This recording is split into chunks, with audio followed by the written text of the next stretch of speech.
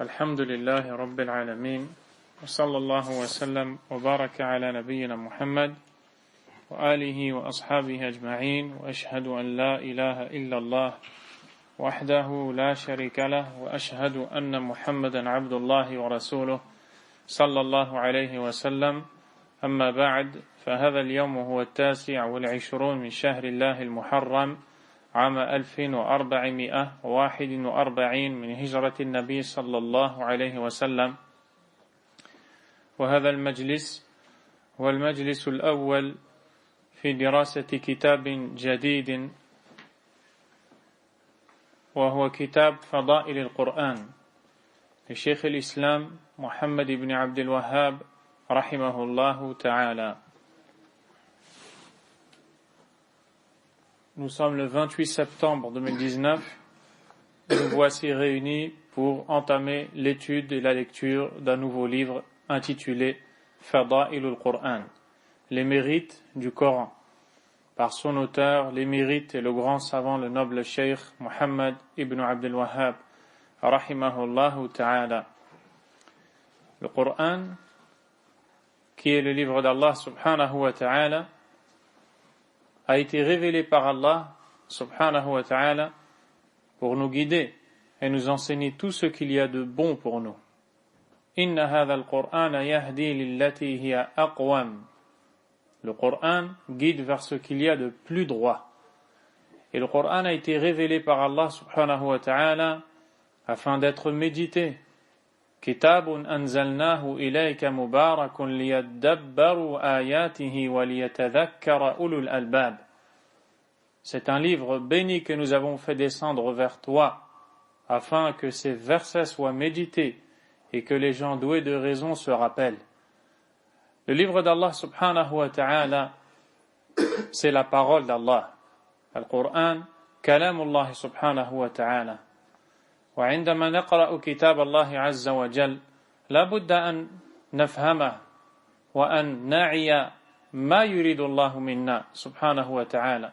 Quand on lit ce noble livre, il nous faut en comprendre le sens afin de savoir et connaître ce qu'Allah veut de nous à travers ce livre.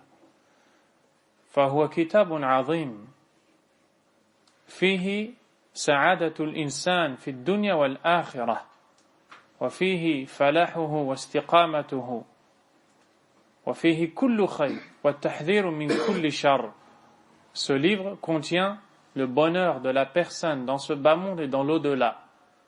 Ce livre contient l'enseignement du chemin à suivre pour la réussite dans ce bas monde et dans l'au-delà.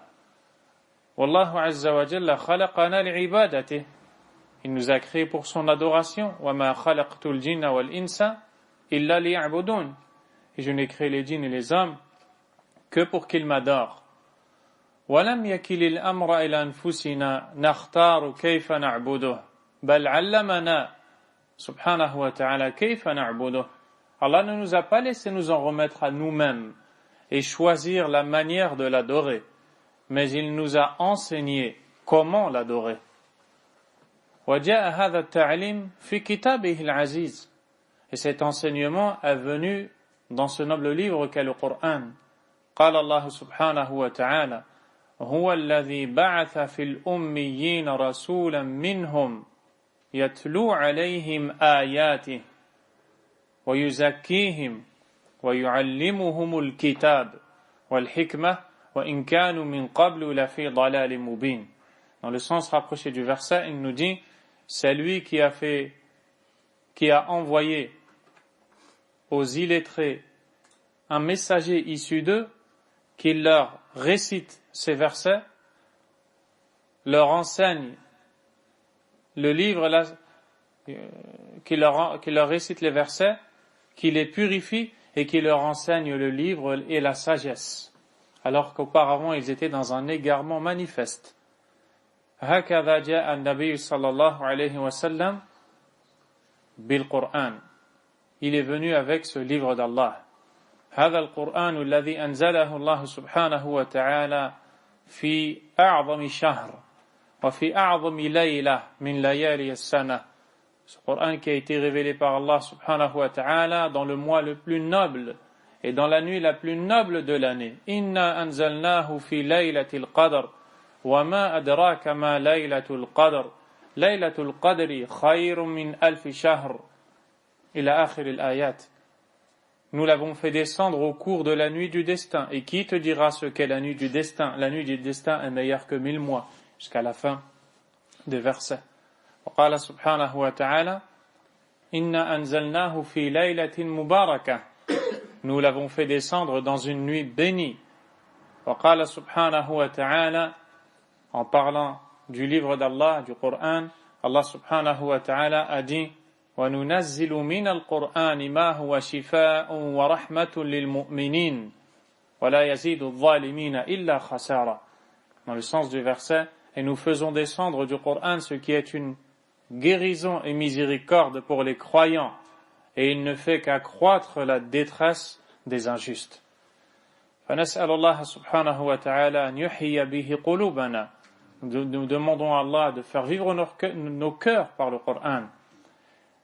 Et le Coran, comme nous l'avons dit, a été révélé par Allah subhanahu wa ta'ala afin d'être médité et compris. Mais pour être compris, ça demande de l'étude, ça demande du temps passé. Et pour encourager à passer ce temps, à étudier, à s'efforcer de comprendre ce livre, cette parole d'Allah subhanahu wa ta'ala, il fallait auparavant connaître la grandeur et les mérites de ce livre. Et en ce sens, les savants de l'islam, depuis les salafs jusqu'à notre époque, n'ont cessé de rédiger des ouvrages qu'ils ont dédiés à la mention des mérites du livre d'Allah, subhanahu wa ta'ala. On les retrouve parfois dans des ouvrages indépendants et d'autres fois dans des chapitres contenus dans les recueils de hadiths authentiques du prophète sallallahu alayhi wa sallam. Vous trouvez Bab Fada'ilul Qur'an, chapitre sur les mérites du Coran. Ou alors vous pouvez, comme on le voit dans Sahih al-Bukhari, ou alors vous pouvez trouver des livres intitulés Fada'ilul Qur'an, comme le livre de l'imam Ibn Kathir, rahimahullahu ta'ala, et d'autres encore. Et parmi les savants qui ont écrit dans ce sujet, il y a justement l'auteur Muhammad ibn Abdul Wahhab, rahimahullah, qui n'est plus à présenter pour vous, chers frères. Et ce livre est particulièrement riche puisqu'il ne contient que des versets et des hadiths. Et ça, c'est souvent la méthodologie de l'auteur, rahimahullah, n'en déplaise à ses détracteurs, qui se contentent de réunir et rassembler ou ordonner des chapitres traitant d'un sujet précis, des chapitres sous lesquels il va mentionner des versets et des hadiths du prophète sallallahu alayhi wa sallam. Et il ne va pas parler. Et peu de fois, il va citer des paroles des pieux prédécesseurs, des paroles des sahaba, radiyallahu ta'ala anhum. Et c'est ce qui fait la richesse de ce livre, dans lequel l'auteur, rahimahullah, a pris exemple de beaucoup des pieux prédécesseurs dans leurs ouvrages. Et nous avons donc entre nos mains ce livre béni intitulé Fada'ilul Qur'an, les mérites du livre d'Allah. Mais rappelons-nous avant tout que le but n'est pas simplement de prendre note, ou n'est pas simplement d'entendre ou de connaître, car le Coran est un argument en notre faveur ou en notre défaveur. Il est pour nous ou contre nous. Le prophète sallallahu alayhi wa sallam a dit wal Qur'anu hujjatun laka aw alayk.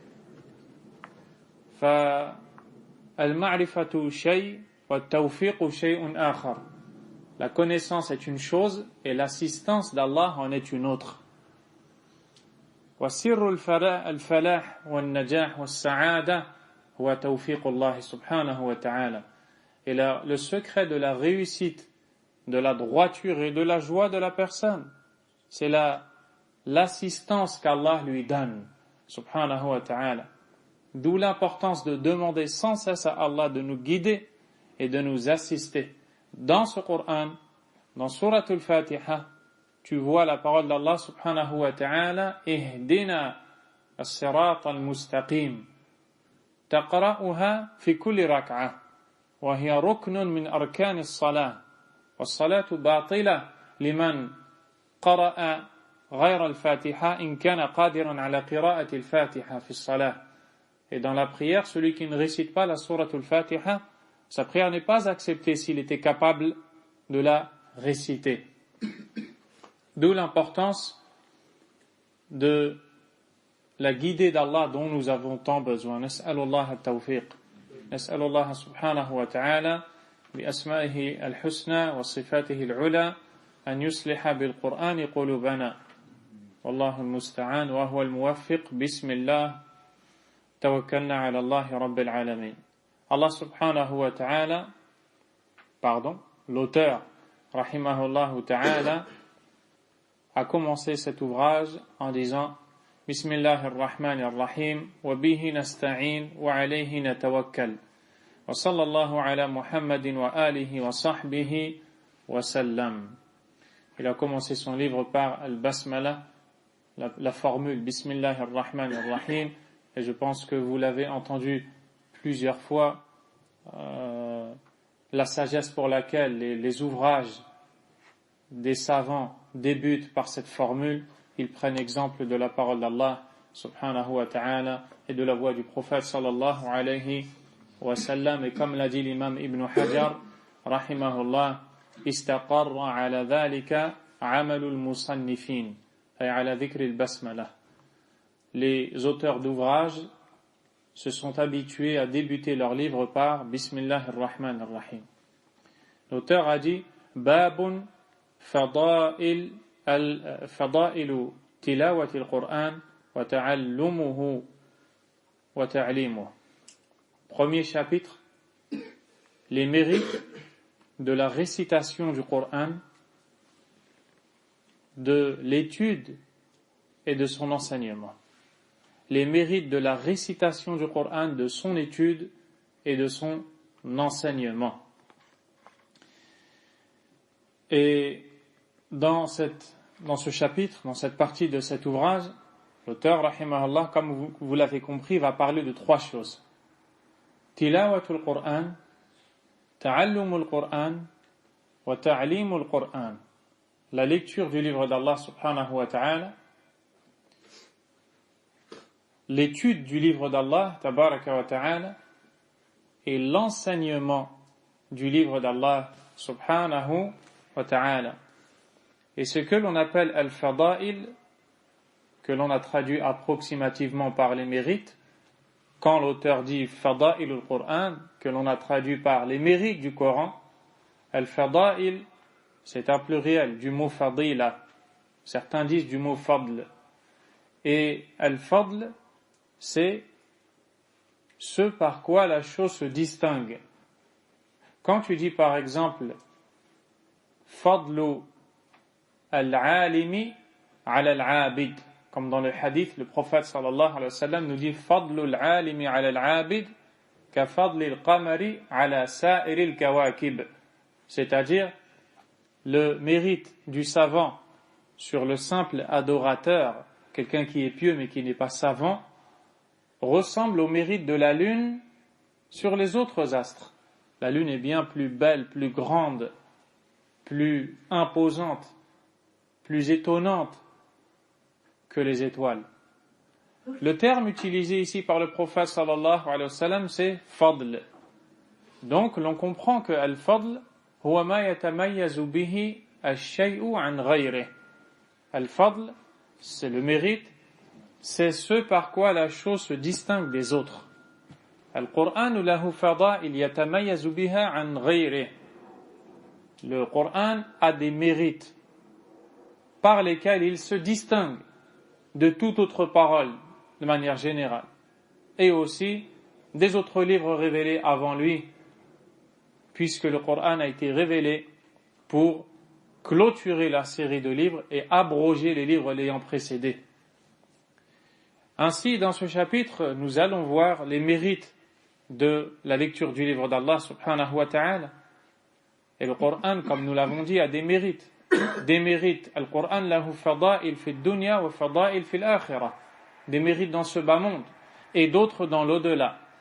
Minha fi dunya al-baraka. Parmi les mérites de ce Qur'an dans cette vie d'ici-bas, al-baraka, la bénédiction qu'il apporte à la personne qui s'y attache, qui l'étudie, qui l'applique, qui le met en pratique. Elle voit dans sa vie et dans ses entreprises de la vie d'ici-bas des choses étonnantes. Puisqu'elle s'est attachée à Allah, Allah subhanahu wa ta'ala lui a rendu en baraka dans cette vie. Nas'alullah dhalik, qu'Allah nous le donne, subhanahu wa ta'ala. L'auteur, rahimahullah, a dit tilawatil Qur'an, la lecture du Qur'an. لا بد أن نعرف ما هو المراد من تلاوة القرآن ما المعنى qu'est-ce que veut dire تلاوة القرآن هل هو إتقان النطق وأحكام التجويد والأداء دون غيره est-ce que ce qui est voulu par la lecture du Coran à travers ce verbe tala ou at-tilawa, la lecture, est-ce que ce qui est voulu c'est le simple fait de lire et de maîtriser les règles de récitation, la prononciation, la sortie des lettres, comme beaucoup le pensent? Al-jawab ou la? La réponse est négative, ce n'est pas ce qui est voulu. At-tilawa hiya al-qira'a wal-fahm wal-amal bihi. At-tilawa, la lecture du Coran voulue par Allah subhanahu wa ta'ala, c'est certes la lecture, la compréhension et l'application. Quand Allah subhanahu wa ta'ala dit alladhina ataynahumul kitaba yatlunahu haqqa tilawatih, ceux à qui nous avons donné le livre, ils le lisent de la meilleure des lectures. De quoi est-ce qu'Allah parle subhanahu wa ta'ala?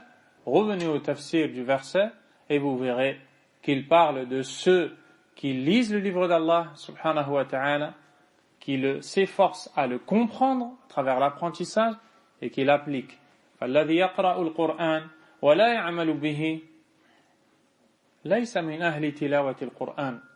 Celui qui lit le Coran sans l'appliquer ne fait pas partie des gens considérés par Allah Azza wa Jal comme ayant récité le Coran comme il se doit.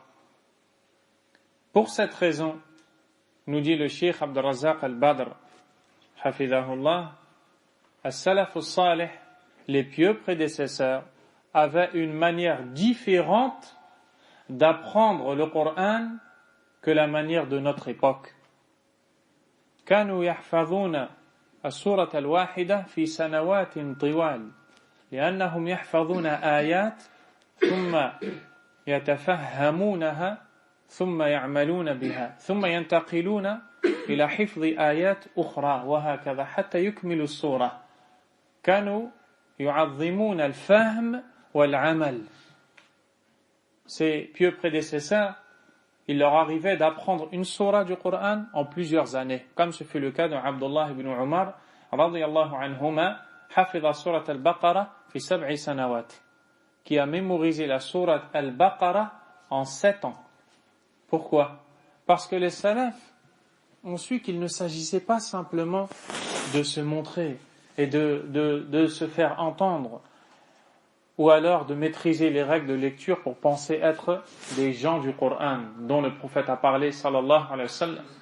Mais plutôt, ils avaient compris que ce qu'Allah voulait de nous et veut de nous, c'est qu'on comprenne son livre afin de l'appliquer.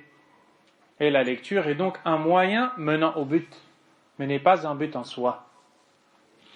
C'est pour ça aussi que Anas ibn Malik radiyallahu anhu a dit كنا إذا رأينا الرجل يكمل السورة أو حفظ السورة, lorsque nous voyons à l'époque un homme qui avait terminé la sourate al-Baqarah, l'apprentissage, la mémorisation de sourate al-Baqarah, نراه قد نبل عندنا, on voyait pour nous qu'il était devenu quelqu'un de noble. Pourquoi? Parce qu'il ne faisait pas que mémoriser. Il mémorisait en apprenant, en comprenant, en appliquant. Donc pour eux, quelqu'un qui connaissait Al-Baqarah, alim, c'était un savant. هذا بلا شك. لأن سورة البقرة مليئة بالتوحيد، مليئة بالعقيدة الصحيحة، مليئة بالأحكام الشرعية. سورة البقرة est remplie de versets contenant les diverses sciences, à la tête desquelles la science de la connaissance d'Allah subhanahu wa ta'ala. سورة البقرة فيها آية الكرسي وهي أعظم وأكبر آية في كتاب الله سبحانه وتعالى. Elle contient آية الكرسي qui a la plus grande importance dans le livre d'Allah Azza wa Jal.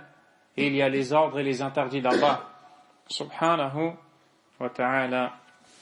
كان الرجل إذا حفظ سورة البقرة نبل عندنا رضي الله عنه. L'auteur rahimahullah a dit فضائل تلاوة القرآن وتعلمه وتعليمه. Les mérites de la lecture du Coran, de son apprentissage et l'enseignement. وقول الله عز وجل يرفع الله الذين آمنوا منكم والذين أوتوا العلم درجات. Puis il cite immédiatement la parole d'Allah subhanahu wa ta'ala de Suratul Mujadala ou Al-Mujadila, dans le verset 11, dans le sens duquel Allah subhanahu wa ta'ala a dit Allah élève ceux qui ont eu la foi parmi vous et élève en degré ceux qui ont reçu la science. Et vous remarquez que l'auteur, rahimahullah, n'a même pas parlé. Il n'a même pas mentionné d'introduction dans son livre, n'est-ce pas? Le titre, directement, Qala Allahu Ta'ala. Et ça, c'est une des méthodologies, c'est la méthodologie de cet auteur, rahimahullah. Et le but est de rattacher les gens directement au dalil. Et de les attacher et de leur faire aimer le Coran et la Sunna, de leur faire comprendre que le Coran et la Sunna contiennent tout le bien. Et que c'est à ça que les gens doivent s'attacher. La parole des gens ne doit être qu'un moyen menant au livre d'Allah. Elle doit être acceptée quand elle est conforme au livre d'Allah, refusée quand elle n'est pas conforme au livre d'Allah subhanahu wa ta'ala. L'auteur veut donc rattacher le lecteur directement à la source, le livre d'Allah. Et il cite donc ce premier verset يَرْفَعِ اللَّهُ الَّذِينَ آمَنُوا مِنْكُمْ وَالَّذِينَ أُوتُوا الْعِلْمَ دَرَجَاتٍ. Juste avant ce verset, Allah subhanahu wa ta'ala dit يَا أَيُّهَا الَّذِينَ آمَنُوا إِذَا قِيلَ لَكُمْ تَفَسَّحُوا فِي الْمَجَالِسِ فَافْسَحُوا يَفْسَحِ اللَّهُ لَكُمْ وَإِذَا قِيلَ انشُزُوا فَانشُزُوا يَرْفَعِ اللَّهُ الَّذِينَ آمَنُوا مِنْكُمْ وَالَّذِينَ أُوتُوا الْعِلْمَ دَرَجَاتٍ. Ô vous qui avez eu la foi, lorsque il vous est dit de vous élargir dans les assemblées, dans les assises, élargissez, c'est-à-dire faites de la place à ceux qui voudraient se joindre à vous dans les assises. Et là on voit un adab, une bienséance à respecter, min adab al-majalis, majalis al-dhikr. Idha ja'a an-nas, si des gens sont venus et ils ne trouvent pas de place, وَلَا يَجِدُونَ مَكَانًا تَفَسَّحُوا يَفْسَحِ اللَّهُ لَكُمْ وَسِّعُوا عَلَيْهِمْ وَافْتَحُوا لَهُمْ. Ouvrez-leur le passage, élargissez l'assise, faites-les se joindre à vous. Ainsi, Allah subhanahu wa ta'ala vous accordera largesse. وَإِذَا قِيلَ انشُزُوا فَانشُزُوا. Et lorsqu'il vous est dit irtafi'u, c'est-à-dire quittez l'assemblée ou allez-vous-en, faites-le. Certains savants ont dit que ce verset a été révélé au temps du prophète alayhi salatu wassalam, alors que as-sahaba, les compagnons radiyallahu ta'ala anhum, avaient pour habitude de fréquenter les assises du prophète sallallahu alayhi wa sallam et d'attendre le dernier moment pour les quitter. Cela aurait pu apporter une gêne. Alors Allah subhanahu wa ta'ala a dit وَإِذَا قِيلَ لَكُمْ انشُزُوا فَانشُزُوا انصَرِفُوا مِنْ هَذَا الْمَجْلِسِ. Et quand il vous est dit de quitter l'assemblée, quittez-la. Quoi qu'il en soit, ce que l'on peut retenir ici, c'est que Allah subhanahu wa ta'ala va citer des comportements à adopter, n'est-ce pas? De s'asseoir, d'ouvrir le passage pour les arrivants et de quitter quand il nous est demandé de quitter tout ceci dans les règles de l'assemblée. Et tout de suite après, yarfa'illahu alladhina amanu minkum. Allah élève parmi vous ceux qui ont eu la foi, walladhina utul ilma darajat. Et parmi vous, il élève ceux qui ont reçu la science en degrés. Pour te montrer que parmi les mérites du Coran, c'est que quand tu l'appliques, notamment ici en appliquant le fait de laisser les gens se joindre et de quitter quand il t'est demandé de quitter, ça c'est un adab du Coran. C'est un comportement qu'on trouve dans le Coran. Eh bien, quand tu appliques les comportements du Coran, Allah t'élève.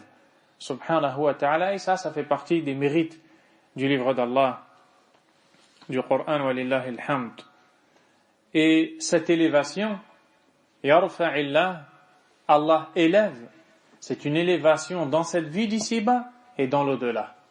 Allah subhanahu wa ta'ala t'élève. Lorsque, au temps de Omar ibn al-Khattab, radiyallahu anhu, il remarqua que l'on a désigné en tant qu'amir dans un endroit ou en tant que responsable quelqu'un qui était un ancien esclave libéré. Il s'est étonné et a demandé pourquoi est-ce que c'est lui qui a été désigné. La réponse fut parce qu'il connaît le Coran et il est savant dans la science de l'héritage. Omar radiyallahu anhu a dit Sadaqa Rasulullah sallallahu alayhi wa sallam, le messager d'Allah a dit vrai, yarfa'ullah inna Allah yarfa'u bihadha al-Qur'ani aqwaman wa yada'u bihi akharin. Le prophète a dit vrai, alayhi salatu wassalam, Allah élève par ce Coran des gens et il en rabaisse des autres. Bil Qur'an yahdi wa yudil yarfa' wa yada'. Par le Coran, Allah subhanahu wa ta'ala guide et égare. Yahdi bihi kathira wa yudillu bihi kathira. Il guide par celui-ci beaucoup et il égare par celui-ci beaucoup. Il élève et il rabaisse. فالذي يحفظ كتاب الله ويفهمه ويعمل به ويتعلق به ويعلمه وينشره في الناس ويشرحه في الناس ويفسره في الناس بعلم وبصيرة يرفعه الله سبحانه وتعالى بلا أدنى شك. Sans le moindre doute, celui qui apprend ce livre, celui qui le propage, celui qui l'enseigne, celui qui l'applique, qui le médite, qui le comprend et qui le fait comprendre aux autres, sans le moindre doute, Allah l'élève, subhanahu wa ta'ala. Et ici, on voit une nuance, ou alors une différence à remarquer. Lorsqu'Allah Azza wa Jal nous dit « Yarfa'illahu alladhina amanu minkum walladhina utul ilm darajat » ay min alladhina amanu khassatan al-ulama. فالذين آمنوا يرفعهم الله ثم منهم يرفع العلماء والعلماء من هم إذا لم يكونوا الذين يعرفون القرآن ويفهمون القرآن ويعلمون القرآن. Le prophète, Allah subhanahu wa ta'ala dit qu'il élève ceux qui ont eu la foi et qu'il élève en degré ceux qui ont eu la science. Par rapport aux autres, Allah élève les croyants subhanahu wa ta'ala, n'est-ce pas? Et par rapport aux croyants, il élève davantage les savants. لأنهم ورثة الأنبياء. Ils sont les héritiers des messagers. Ils ont le Coran. Le Coran qui est une lumière pour les gens. Une lampe éclairante qui montre la voie à suivre aux serviteurs d'Allah. Subhanahu wa ta'ala. L'auteur, rahimahullah, nous dit ensuite وقوله تعالى. Il cite une seconde preuve des mérites du Coran, qui est la parole d'Allah dans sourate Ali Imran. ما كان لبشر أن يؤتيه الله الكتاب والحكم والنبوة ثم يقول للناس كونوا عبادا لي من دون الله ولكن كونوا ربانيين بما كنتم تعلمون الكتاب وبما كنتم تدرسون. Dans le sens rapproché du verset, Allah subhanahu wa ta'ala nous dit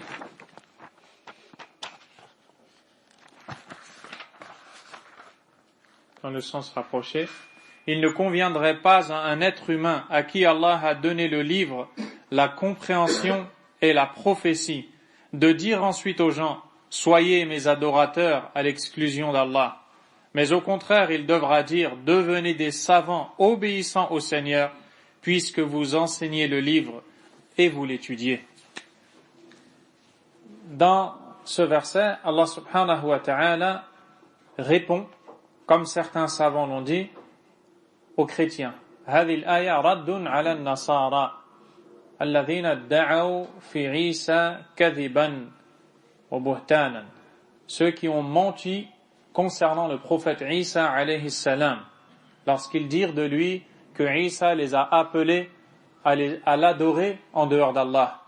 Allah Azza wa Jal nous dit Ma kana li basharin, il n'appartient pas à un homme, un humain, an yu'tiyahu Allahu al-kitaba wal-hukma wan-nubuwwa, à qui Allah a accordé le livre, la compréhension, ou ça peut être aussi le jugement, et la prophétie, thumma yaqula lin-nasi kunu ibadan li, de dire aux gens après cela, soyez mes serviteurs.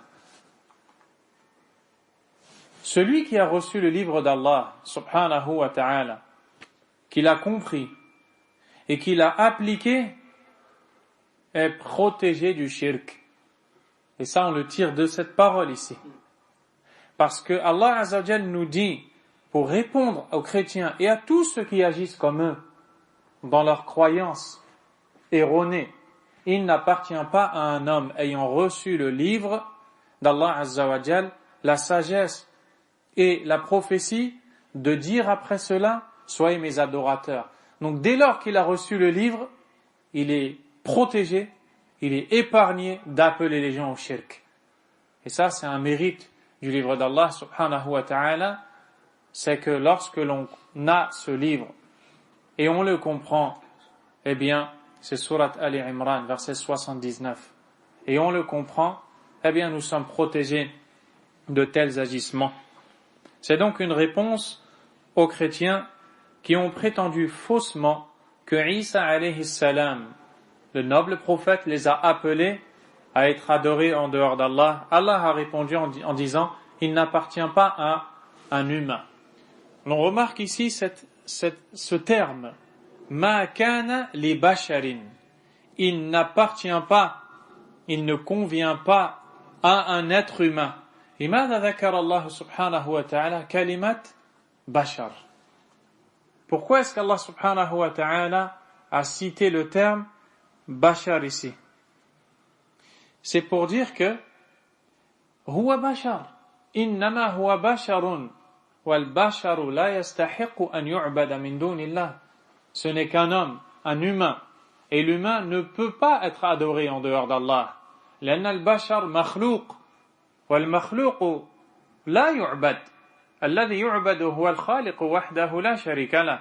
Celui qui est adoré, c'est le Créateur, c'est Allah subhanahu wa ta'ala. Et c'est pour ça que l'on retrouve dans le Coran qu'Allah Azza wa Jal ordonne à son prophète sallallahu alayhi wa sallam de leur dire qu'il n'est qu'un homme, qu'il n'est qu'un humain.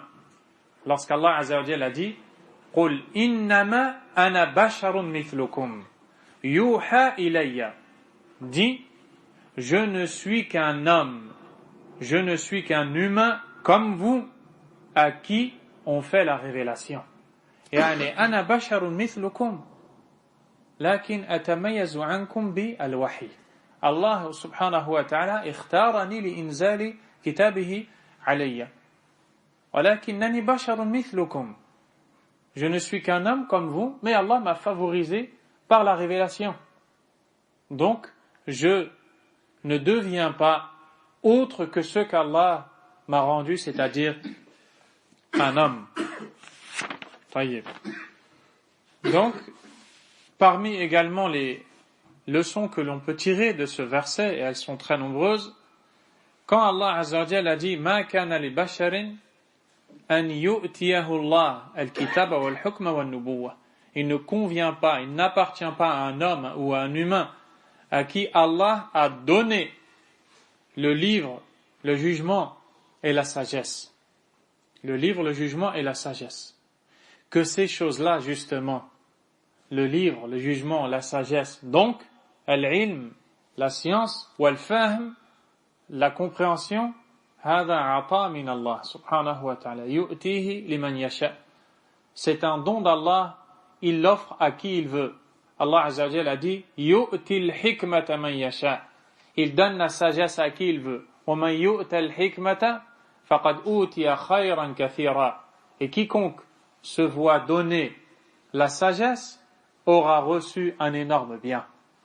فإذا كان الأمر كذلك, s'il en est ainsi, فعلينا أن نسأل الله سبحانه وتعالى أن يؤتينا من فضله. On se doit de solliciter Allah et de l'implorer de nous accorder cette science, cette compréhension, cette sagesse et l'amour pour son livre, subhanahu wa ta'ala.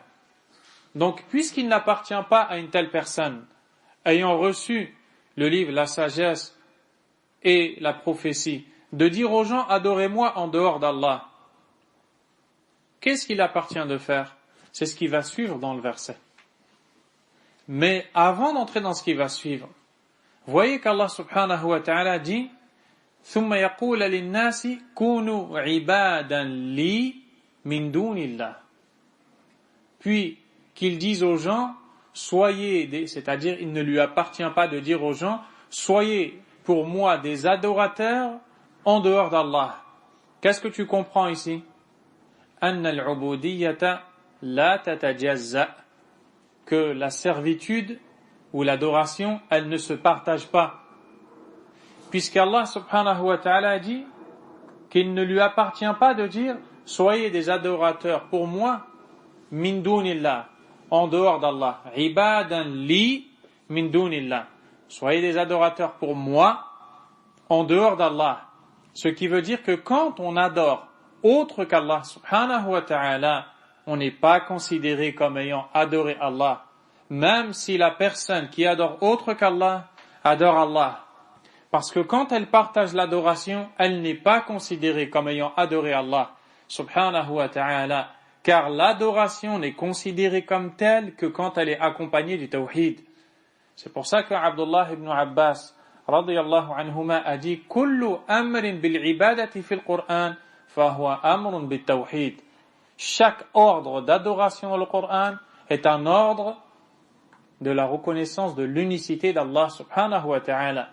Et encore plus clair que ça, Surat al-Kafirun, où Allah subhanahu wa ta'ala s'adresse à Quraysh, des gens qui adoraient Allah en apparence, mais qui partageaient leurs adorations avec des idoles. Et qu'est-ce qu'Allah azza wa jalla va dire à son prophète sallallahu alayhi wa sallam de leur dire? Qul ya ayyuhal kafirun, dis ô vous les mécréants, la a'budu ma ta'budun, je n'adore pas ce que vous adorez, wala antum 'abiduna ma a'bud, et vous n'adorez pas ce que j'adore. لماذا؟ لأنني لا أعبد إلا الله ولأنكم تشركون بالله فعبادتكم ليست معتبرة عند الله ولا مقبولة ليست عبادة شرعية هي شرك. Votre adoration chez Allah n'est pas acceptée car vous la partagez avec autre. Et l'adoration en tant que telle, celle qu'Allah veut, c'est celle qui lui est vouée exclusivement. Dans le verset, et il ne leur a été ordonné que d'adorer Allah sincèrement en lui vouant le culte exclusif. Donc voilà ce qu'Allah veut de nous, subhanahu wa ta'ala. Le prophète dit, c'est-à-dire Allah dit au prophète de dire, sallallahu alayhi wa sallam, وَلَكِنْ كُونُوا رَبَّانِيِّينَ بِمَا كُنْتُمْ تُعَلِّمُونَ الْكِتَابَ وَبِمَا كُنْتُمْ تَدْرُسُونَ. Mais au contraire, il devra dire, devenez des savants, obéissant au Seigneur, puisque vous enseignez le livre et vous l'étudiez. Kunu rabbaniyin. Soyez des, ce que l'on appelle en arabe, rabbaniyin. Rabbaniyun ou rabbaniyin, c'est le pluriel de rabbani. Et rabbani, certains savants ont dit que Rabbani, c'est celui qui reçoit la science, qui la comprend l'applique et l'enseigne.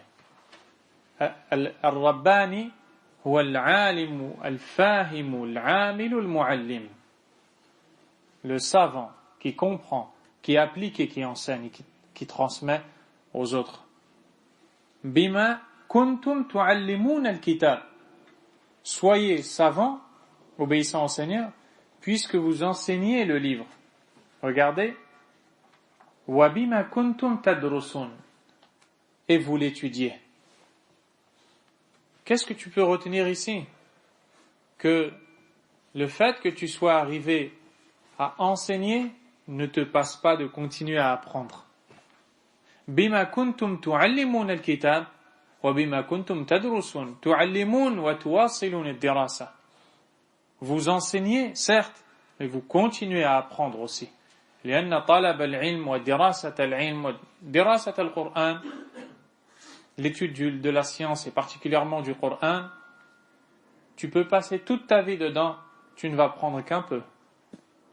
Tu passes de longues années et tu ne vas sortir qu'avec très peu.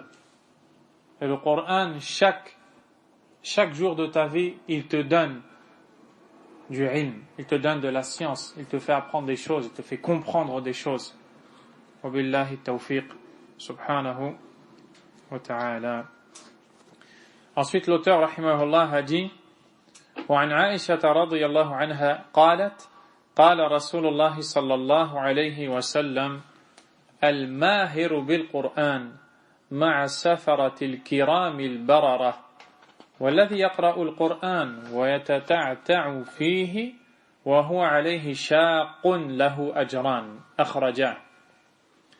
Le hadith de Aïcha radiyallahu ta'ala anha, elle nous dit, le prophète sallallahu alayhi wa sallam a dit, celui qui excelle dans la lecture du Coran est avec ceux qui sont appelés as-safara, al-kiram, al-barara, les ambassadeurs nobles et bons, les ambassadeurs nobles et bons.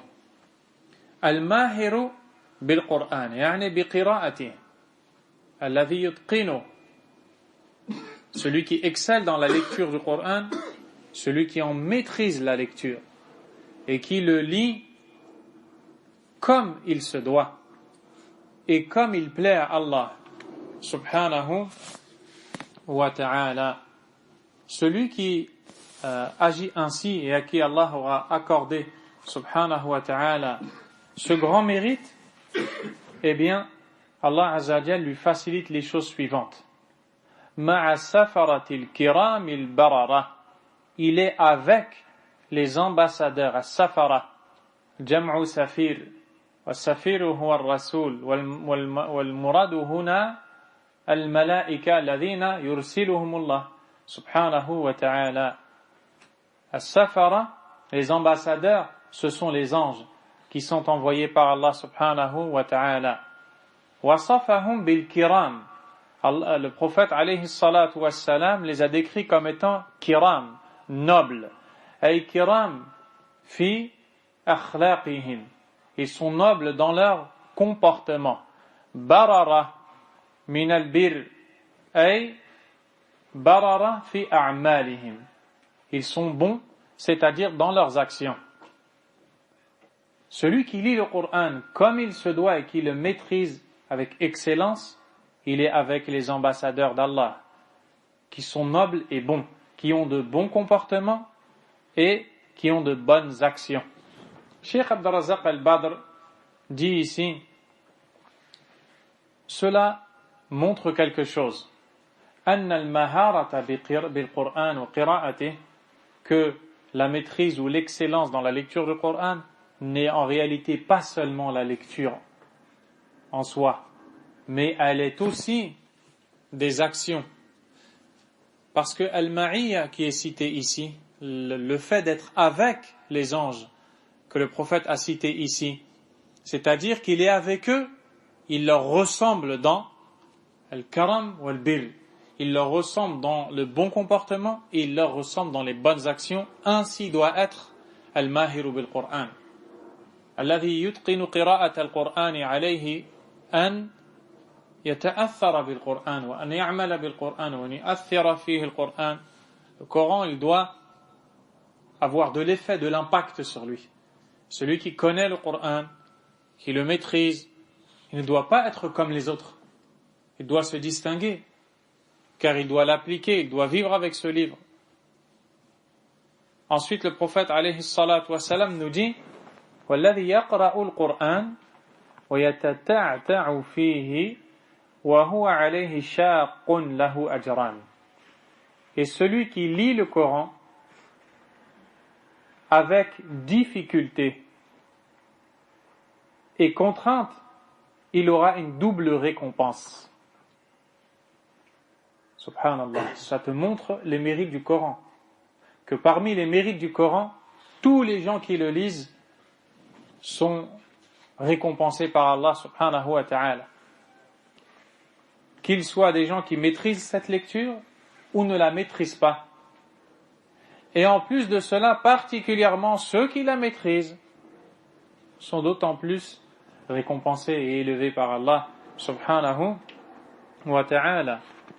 Certains ont du mal à lire le Coran et ils pensent que parce qu'ils ont du mal, n'y arrivent pas ou ont du mal avec la prononciation des lettres, ils n'ont pas de mérite. C'est faux. Ils ont double récompense. Les savants disent qu'ils sont récompensés pour la lecture et récompensés pour l'effort qu'ils font. Et avec l'effort, bi'idhnillahi ta'ala, Allah subhanahu wa ta'ala leur facilite et leur accorde mieux que ce qu'ils ont. Mais il faut retenir quelque chose, chers frères. Il est possible de voir quelqu'un maîtriser la lecture du Coran et une autre personne avoir des peines et des grandes difficultés à le lire. Et pourtant, chez Allah subhanahu wa ta'ala, la meilleure personne, c'est celle qui a de la difficulté à lire le Coran parce que c'est quelqu'un sincère qui s'efforce à comprendre et à appliquer. Alors que l'autre ne se contente que de lire. Les règles, tajwid, les règles de récitation qui ne sont pas négligeables, mais cette personne ne se concentre que sur ça. Au point où certains ne sont connus que pour ça. Mais si tu l'interroges dans les questions, dans les questions basiques de la croyance islamique, ils sont complètement perdus. Ils connaissent le Coran par cœur et ils font du shirk. Ils connaissent le Coran par cœur, ils lisent le Coran avec maîtrise, ils terminent sa salat, il fait des innovations. Ce n'est pas ça qu'Allah veut de nous, subhanahu wa ta'ala. Allah ne veut pas de nous le faux, l'apparent. Allah azza wa jal veut de nous al-ikhlas, wa-sunnah, wal-muwafaqa, wal-mutaba'a, la sincérité et le suivi. Ensuite, l'auteur, rahimahullah, a dit وللبخاري عن عثمان رضي الله عنه أن رسول الله صلى الله عليه وسلم قال خيركم من تعلم القرآن وعلمه. L'imam al-Bukhari rapporte d'après Uthman ibn Affan radiyallahu ta'ala anhu que le prophète sallallahu alayhi wa sallam a dit: le meilleur d'entre vous est celui qui apprend le Coran et l'enseigne. Khayrukum yani indallah subhanahu wa ta'ala. Le meilleur d'entre vous, c'est-à-dire chez Allah subhanahu wa ta'ala. C'est celui qui apprend le Coran et qui l'enseigne. Qui apprend le Coran et qui l'enseigne. Je vous propose d'écouter ce qu'a dit l'imam Ibn Taymiyyah rahimahullah ta'ala. Il dit, je cite: فإن أصحاب رسول الله صلى الله عليه وسلم تلقوا عنه ما أمره الله بتبليغه إليهم من القرآن لفظه ومعناه جميعا كما قال أبو عبد الرحمن السلمي وهو الذي روى عن عثمان رضي الله عنه عن النبي صلى الله عليه وسلم أنه قال خيركم من تعلم القرآن وعلمه كما رواه البخاري في صحيحه وكان يقرأ يقرئ القرآن 40 سنة.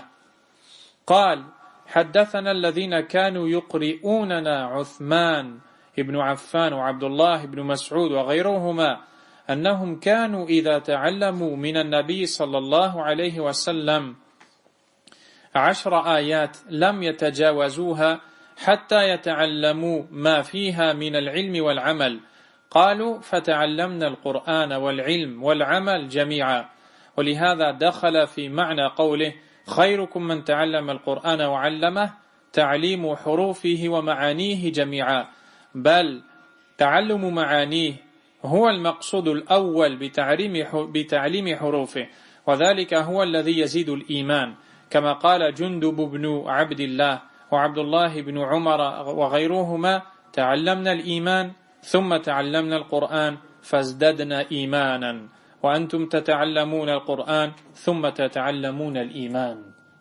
C'est une parole en or. Ibn Taymiyyah rahimahullah nous dit les compagnons du prophète sallallahu alayhi wa sallam ont reçu de sa part ce qu'Allah subhanahu wa ta'ala lui a ordonné de leur transmettre du livre, du Coran, ses termes et ses sens, tous ensemble.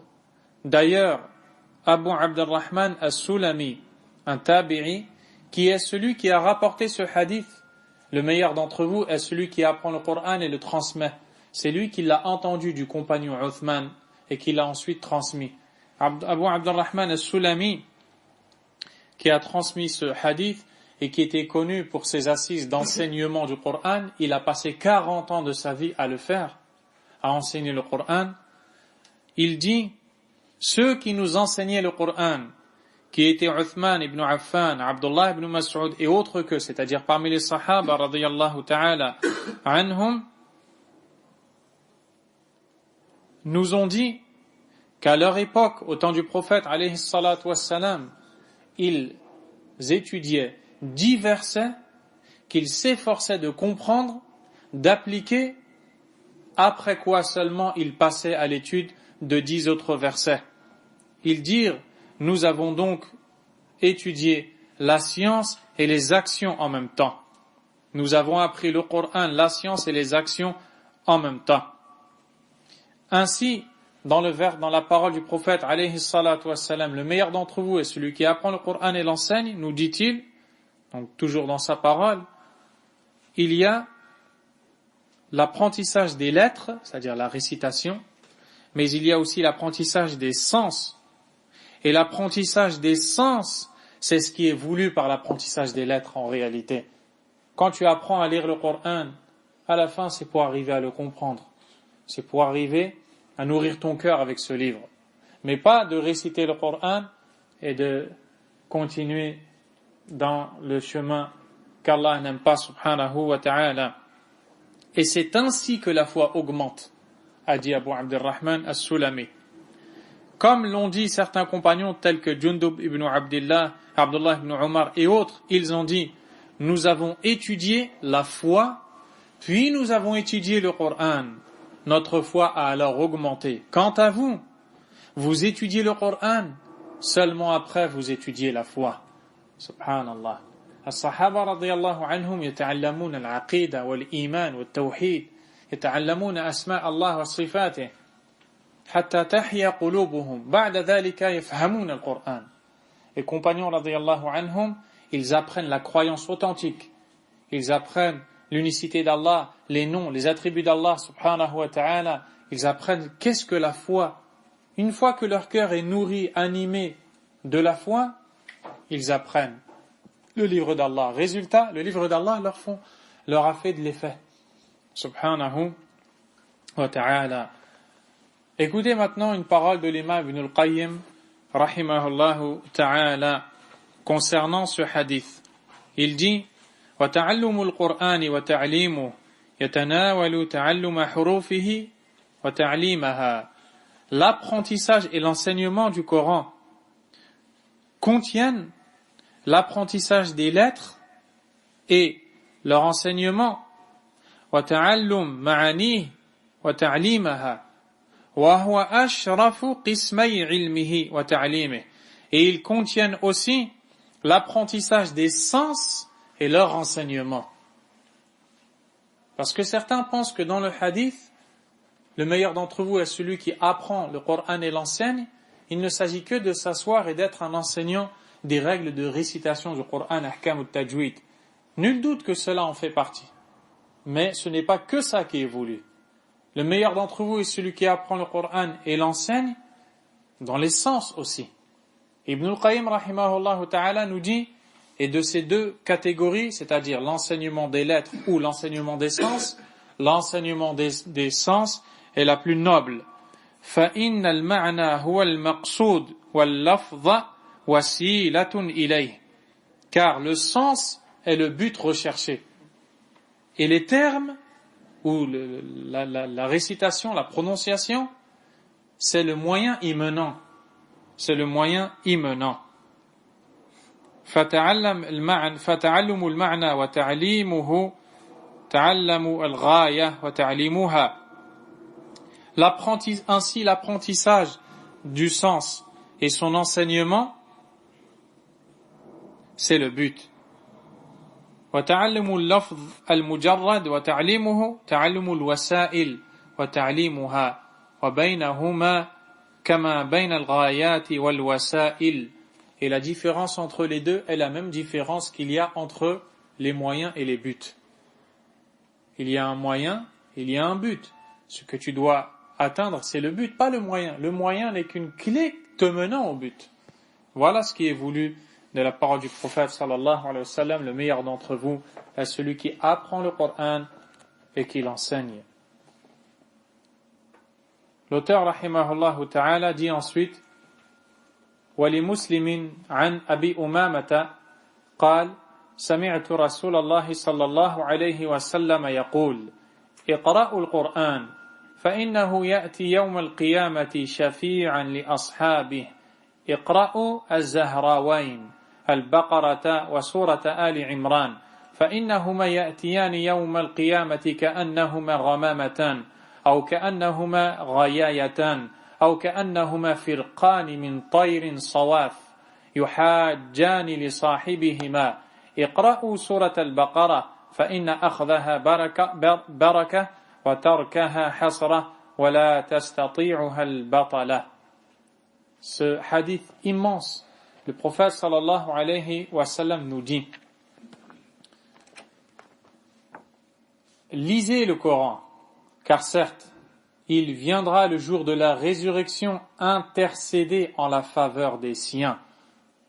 Les siens sont ceux qui le lisaient, ceux qui le comprenaient, ceux qui donnaient de leur temps pour lui, ceux qui étaient à ses côtés, qui l'apprenaient, qui le comprenaient, qui s'efforçaient de l'appliquer, qui se corrigeaient par ce dernier, le livre d'Allah subhanahu wa ta'ala. Il nous dit ensuite: lisez les deux rayonnantes, Surat al-Baqarah et Surat al-Imran, car certes, elles viendront le jour de la résurrection à l'image de deux nuages, Ramamatan, ou à l'image de Rayayatan, deux Rayaya. Et Rayaya, je ne connais pas son équivalent en français, mais c'est tout ce qui peut nous recouvrir à partir d'au-dessus de nous. Ça peut être un nuage, le nuage entre dans ce terme, ou autre chose qui nous recouvre au-dessus de nous. أو كأنهما فرقان من طير صواف. Ou ces deux surahs viendront à l'image de deux troupes d'oiseaux alignés dans le ciel. يحاجان لصاحبهما. Elles intercéderont en la faveur de ceux qui étaient avec elles, ces deux surahs qui les lisaient, Al-Baqarah et Al-Imran. Lisez Surat Al-Baqarah, nous dit ensuite le prophète alayhi salatu wassalam, car sa prise est une bénédiction et son délaissement est un regret, et les sorciers ne peuvent pas résister à elle.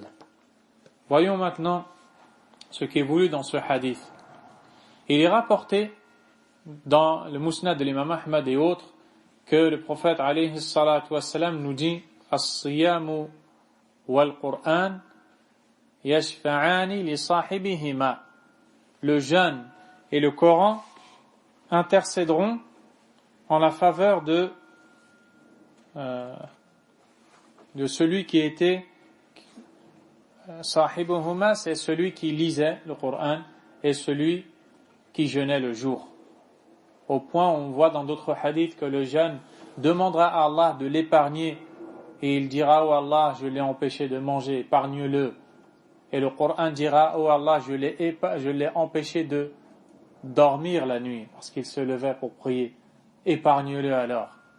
Ya subhanallah, nas'alullah an yashfi'a qulubana, Allahumma shfi qulubana, Allahumma shfi qulubana, wallahu al-musta'an. Le prophète alayhi salatu wassalam, après avoir dit de manière générale lisez le Coran, il dit iqra'u az-zahrawayn, lisez les deux rayonnantes. Zahrawayn, c'est le duel muthanna az-zahra du terme az-zahra en arabe. Et le terme az-zahra en arabe, c'est le féminin de azhar. Et azhar en arabe veut dire rayonnant, resplendissant. Rayonnant et resplendissant. Et ces deux sourates, que sont la sourate al-Baqarah et la sourate Al-Imran, ont été surnommées par le prophète sallallahu alayhi wa sallam az-Zahrawayn, c'est-à-dire les deux rayonnantes. Pour quelle raison? Qu'est-ce qui peut répondre? Personne? Parce qu'elles apportent un nour. Elles sont rayonnantes. Elles te ramènent la lumière. Kitabullah nour, subhanahu wa ta'ala. Et pourquoi ces deux sourates particulièrement? En raison de ce qu'elles contiennent comme sens, comme appel au tawhid, à l'unicité d'Allah azza wa jalla, à la connaissance d'Allah tabaraka wa ta'ala, comme règle, comme ordre et interdit d'Allah subhanahu wa ta'ala. Lisez ces deux rayonnantes, car elles vous apporteront lumière le jour dernier. Et elles viendront le jour de la résurrection comme deux nuages pour nous recouvrir, car le jour dernier, le soleil descendra, comme vous le savez, à un point tel que les gens se mettront à suer et à transpirer, et certains verront leur sueur arriver jusqu'aux oreilles. Eh bien, ce jour-là, les gens qui lisaient Baqarah et Ali Imran, ils verront au-dessus d'eux deux nuages ou de rayaya, quelque chose qui les couvrira. Ou alors, ces deux surahs viendront sous la forme de deux grandes troupes d'oiseaux dans le ciel, avec les ailes ouvertes et sawaf, alignés en rang. Ils seront donc recouverts. Yuhajjani li sahibihima. Et ces deux surahs intercéderont en la faveur de ses lecteurs ou de leurs lecteurs. Iqra'u surat al-Baqarah. Tout de suite après, au début, il cite le Coran de manière générale, ensuite particulièrement al-Baqarah et Ali Imran, puis maintenant plus particulièrement dans le Coran al-Baqarah. Il nous dit fa inna akhdaha baraka, car sa prise est un bien. Sa prise, yani sa lecture, sa compréhension, son application. Al-Baqarah baraka kulluha wa tarkaha hasra, et son abandon ou son délaissement est un regret. Wala tastati'uha al-batala wal-batala hum as-sahara. As-sahara la yaqwaun ala surat al-Baqarah, et ne peuvent pas résister à surat al-Baqarah les sorciers, nous dit le prophète sallallahu alayhi wa sallam. C'est d'ailleurs pour cette raison que les sorciers, lorsqu'ils écrivent des versets du Coran avec le sang des menstrues, wal-'iyadhu billah, ils écrivent très souvent les versets de surat al-Baqarah, wal-'iyadhu billah, parce que ils ne peuvent pas résister à cette sourate. Alors, ils s'y opposent de cette façon, wal-'iyadhu billah. Et certains ont même parmi les sorciers des mushaf, des Qur'an, et quand tu l'ouvres, il y a toutes les sourates sauf la Baqarah. Et ils l'ont enlevé. Pourquoi? Parce que le prophète alayhi salatu wassalam a dit wala tastati'uha al-batala. Et là, je vous parle de quelque chose que j'ai vu. Je ne vous parle pas de quelque chose qui est raconté ici et là. Et aussi, surat al-Baqarah, Surat al-Baqarah, elle contient usul al-iman wa al-i'tiqad. Les deux derniers versets de Surat al-Baqarah, le prophète alayhi salatu wassalam, donc je disais, donc pour traduire, elle contient les fondements de la foi et de la croyance islamique. Awakhir al-Baqarah, amana al-Rasul sallallahu alayhi wa sallam, ila akhir al-ayatayn, amana al-Rasul jusqu'à la fin des deux versets, fiha usul al-iman, fiha al-iman billah wa malaikatihi wa kutubihi wa rusulihi wal yawm al-akhir wal qadari khayrihi wa sharrihi. Dans cette sourate, il y a les 6 piliers de la foi. Wal insanu yaqra'uha aw yaqra'uhuma idha awa ila firashihi hatta yuraji'a aqidatahu wa yanam ala aqida salima.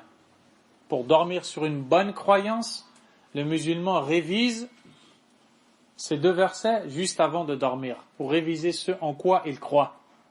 كذلك سورة البقرة فيها آية الكرسي وآية الكرسي أعظم آية في كتاب الله. Elle contient aussi le verset appelé Ayat al-Kursi, qui est le verset le plus immense du livre d'Allah subhanahu wa ta'ala. Donc il y a un khair, un bien immense dans la lecture du Coran de manière générale, de Al-Baqarah et Ali Imran plus particulièrement, et plus particulièrement encore Surat Al-Baqarah. On s'arrête ici, Inch'Allah ta'ala. Wallahu a'lam. Wa sallallahu wa sallam. Wa baraka ala nabiyyina Muhammad. Wa ala alihi wa ashabihi ajma'in. Subhanakallahumma wa bihamdik. Ashhadu an la ilaha illa ant. Astaghfiruka wa atubu ilayk.